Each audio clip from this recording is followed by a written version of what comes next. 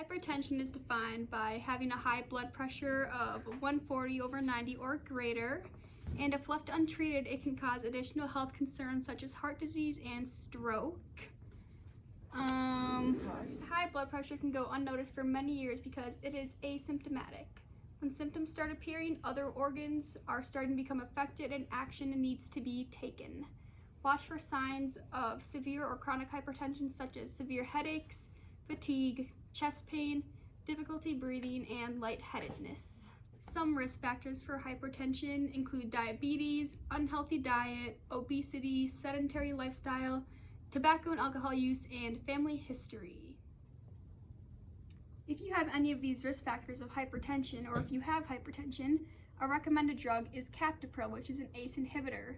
So what it does is that it's a vasodilator, so it helps to lower the blood pressure. Okay, some side effects of Captopril are hypotension, nephrotic syndrome, angioedema, hyperkalemia, and hyponatremia. When taking Captopril, you should be aware of these drug interactions, including beta-adrenergic drugs, because they could possibly increase the risk of hypotension, and acids, because they could possibly impair Captopril absorption in your body, diuretics, because they have an additive hypotensive effects on your body, and potassium-containing drugs, because they're increased risk of hyperkalemia. When taking Captopril, you should avoid drinking alcohol because it has additive hypotensive effects, and foods that contain high potassium, including bananas, potatoes, raisins, tomatoes, spinach, avocado, and oranges, because it can increase the risk of hyperkalemia.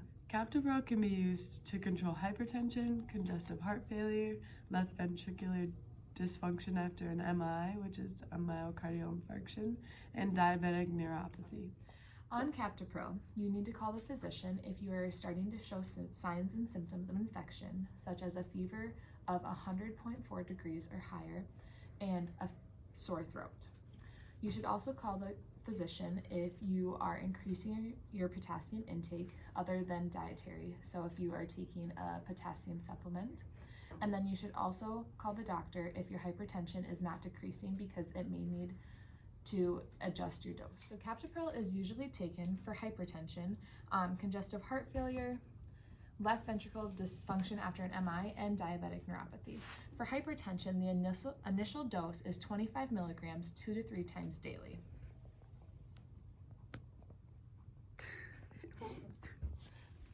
And then the maximum dose is 450 milligrams daily. An assessment needs to be done if you want to raise that dose. And so if your hypertension is not going down after the 25 milligrams 2 to 3 times daily, you need to call your physician. For congestive heart failure, the initial dose is also 25 milligrams 3 times daily. And then you increase that as needed. And then again, the maximum dose is 450 milligrams daily. So then for left ventricular dysfunction after a myocardial infarction, the initial dose is 6.25 milligrams of a single dose 3 days after the MI, and 12.5 milligrams 3 times daily after that initial dose. And then again, you increase that if needed. And then for diabetic neuropathy, you take 25 milligrams of Captopril 3 times a day. So patient instructions and nursing considerations include monitoring the patient's blood pressure closely when initial therapy is started and when doses are adjusted. When taking your blood pressure at home, you want to make sure that you have a cuff that is appropriate in size. When putting the cuff on, you want to line up the artery with the artery on your arm. You also want to make sure that the blood pressure cuff is not too loose or too tight. You then would hit start on your machine, and this will tell you your blood pressure. You want your blood pressure to be below 140/90. Other administration considerations are monitor your patient's renal function. You would also want to inform your patient to take Captopril 1 hour before meals, because that is when absorption is most prominent. And then you also want to instruct your patients to rise slowly when sitting or lying to avoid orthostatic hypotension. Hi, Brio, it's time to get you up. We just want to make sure that you rise super slow because this drug can cause orthostatic hypotension. And so why don't you sit up slowly? How are you feeling? I'm doing okay. All right, so then we can swing your legs over the side of the bed, and then we're gonna have you stand up slowly as well. Any dizziness? No. Good. All right. More patient instructions or administration considerations are to instruct your patient to avoid sunlight and to wear sunscreen when in sunlight because photosensitivity may occur when taking Captopril, that the patient should not stop taking Captopril abruptly, that the patient should not use salt substitutes that contain potassium, that the patient should notify the provider if signs of infections occur, and that this drug is a pregnancy category D.